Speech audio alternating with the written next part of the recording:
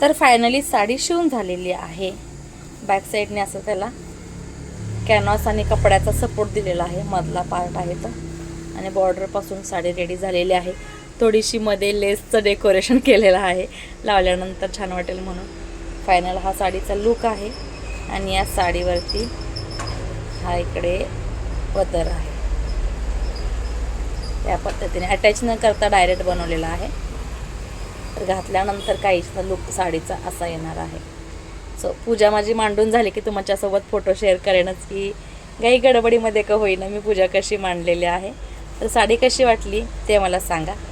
आणि लेसचे काही छोटे छोटेसे तुकडे होते ते इथे यूज केलेला आहे. आणि छान असे 1 2 3 4 लेस, हा तर इतकाच तुकडा होता, एक 10 इंच 11 इंच, त्याचा इथे प्रॉपर यूज सेंटरला झालेला आहे.